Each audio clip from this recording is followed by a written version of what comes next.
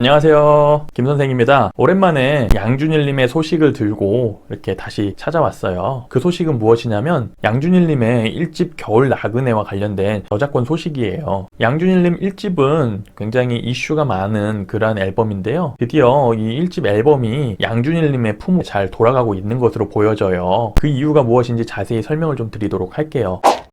먼저 양준일님의 1집 앨범을 좀 설명을 드리면, 이 겨울 나그네는 양준일님이 고3 때 설립한 UNI를 통해서 제작이 됐어요. 당시 양준일님은 이 1집 앨범을 제작하기 위해서 무려 8천만 원이라는 거금을 투자를 해서 앨범을 생산을 해냈는데요, 이 앨범에 담겨져 있는 수록곡들 중에서 리베카와 So Insane의 경우는 양준일님이 직접 작사한 그러한 노래가 돼요. 그리고 이 리베카는 지금의 양준일님이 있게 한 굉장히 의미가 큰 노래이죠. 그런데 이 앨범을 당시에 같이 작업을 했던 에이모 씨가 이 음반에 대한 권리를 가로챘는데요, 이 음반에 대한 권리를 우리는 음반 제작자라고 이야기를 해요. 그런데 중요한 건 양준일님이 만들었음에도 불구하고 이 앨범에 대한 권리를 전혀 누리지 못하고 있는 그러한 상황인데요, 이 음반 제작사의 권리는 음원 수익 중에서 가장 큰 비율을 차지하는 부분인데요, 그런데 그동안 이 수익을 엉뚱한 사람이 가지고 갔다라는 거죠. 그런데 다행히도 이렇게 잘못됐던 음반 제작자의 권리가 바르게 잘 돌아가고 있는 걸로 확인이 되고 있어요. 한국음악저작권협회에 등록된 양준일님의 1집 겨울 나그네를 살펴보면요,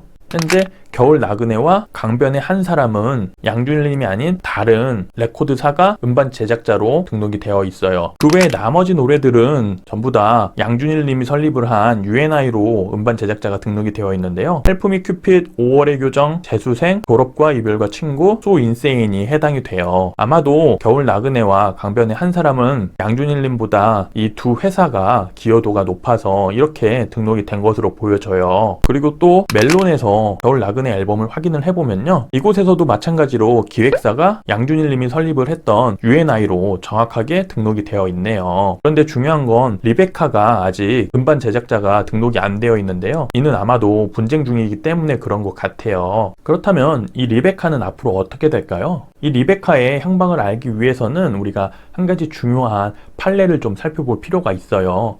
그 판례는 무엇이냐면, 고 김광석님의 앨범이 지금과 같이 유사한 사건에 한번 휘말린 적이 있어요. 과거에 김광석님은 어떠한 일이 있었냐면, 음반을 자신이 기획을 하고 제작을 했는데 음반 제작자로 신나라 레코드가 등록이 됐던 거예요. 그래서 이 문제를 바로 잡고자 소송을 벌였는데 법원에서는 김광석님의 편을 들어준 거예요. 그렇게 해서 음반 제작자로 신나라 레코드가 등록이 되었던 게 지금은 고인이 되신 김광석님으로 바르게 변경이 되었어요. 마찬가지로 양준일님도 자신이 이 음반을 기획을 하고 돈을 들여서 제작을 했기 때문에 이 앨범에 대한 음반 제작자의 권리는 당연히 양준일님의 UNI가 돼야 해요. 따라서 이 리베카도 이 판결을 토대로 살펴본다면 머지않아 So Insane처럼 양준일님의 품으로 돌아갈 것으로 보여져요. 물론 자세한 계약 내용은 알 수는 없겠지만 그렇게 큰 테두리에서 보면은 좋은 결과가 나올 것 같다라고 알고 계셔도 괜찮을 것 같아요. 그리고 지금 저작권위원회에 이렇게 표기가 된 걸로 봐서도 바르게 잘 정착되고 있는 것으로 보는 게 맞는 것으로 판단이 돼요.